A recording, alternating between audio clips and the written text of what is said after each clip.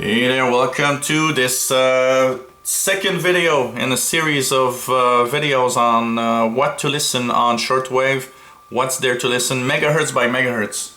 So if you don't know where and how and what you gotta listen to, this series of videos will take you through all of the shortwave band from 3 to 30 megahertz.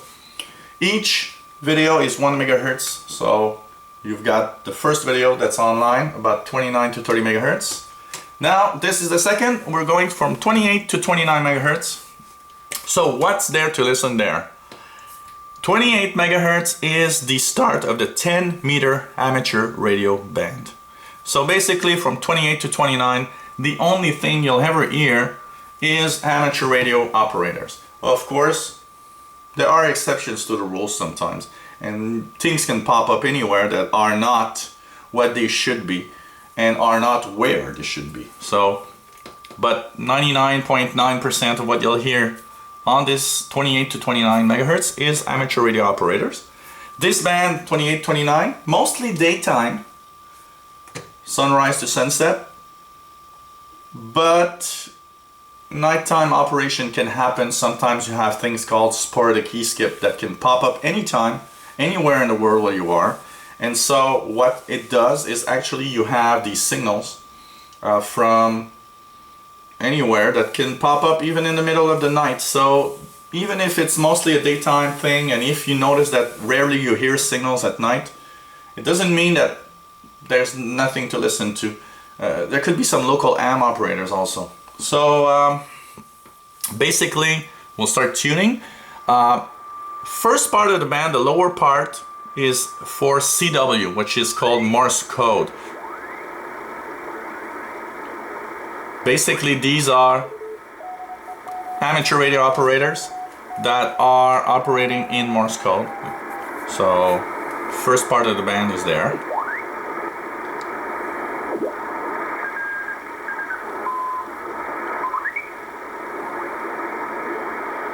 Then you'll have a little zone here from 28070 to 28100. Lots of digital modes, amateur radio operators using computers. For example here.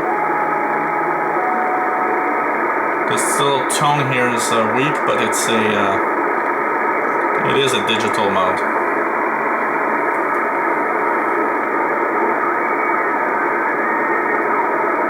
You'll have radio teletype, BPSK31, all sorts of digital modes used usually with computers. And at 28100 usually very often comes back to Morse Code. I won't go into the detail of all that there is, all the separations going to. 28200 to 28300 is interesting because there are things called beacons, and these are peppered all through the world. Very low powered CW markers that just send out, for example, their call letters. And what is interesting about that is that they actually help you know what region of the world is actually listenable, I would say. So if you hear beacons that come from the south of the United States, well, you know that propagation to the south of the United States or maybe Central America is good. If you hear beacons from Europe, well, you know that Europe is good, and etc, etc. So you just tune around 28200 to 28300 and you'll hear these beacons. These are beacons. They are automated, so it's basically mostly computers.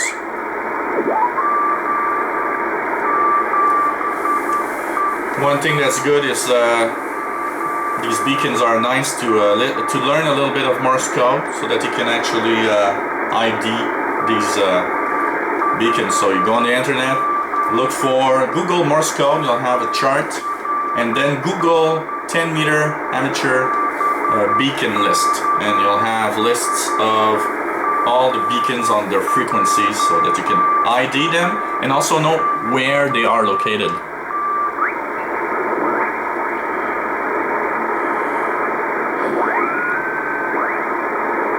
And I'd say at about 28,300, for the rest of the band you'll tune with upper sideband. This is the mode used by most amateur radio operators.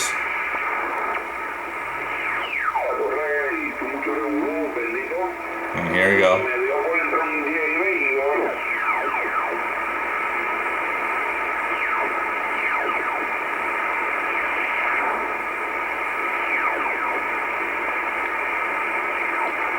And of course, depending on the time of day, location, the type of, I would say, the solar activity, you'll hear more or less. The 10-meter handband. 5 Papa Oscar Japan.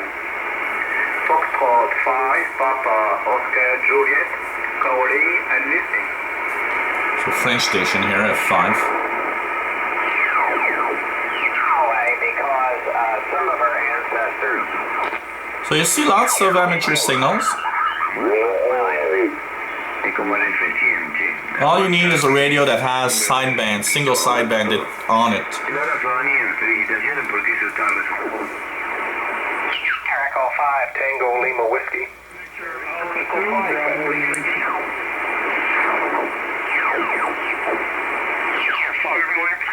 Thank you. You'll have lots of stations during contests. One of the features of the amateur radio band is the fact that with very low power, signals can travel all across the world. And personally, I am not an amateur radio operator, but when I like to listen to AM radio operators, and I do like to listen quite often because you listen to countries you never hear on other types of shortwave signals, is the fact that there often is less interference on the upper shortwave band, and with very low power you hear these stations from all over the world, and it's really, really cool.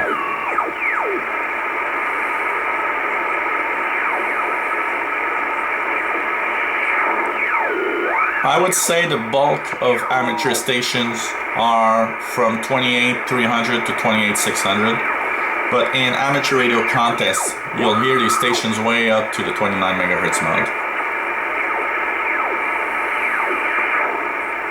And there we go, going up to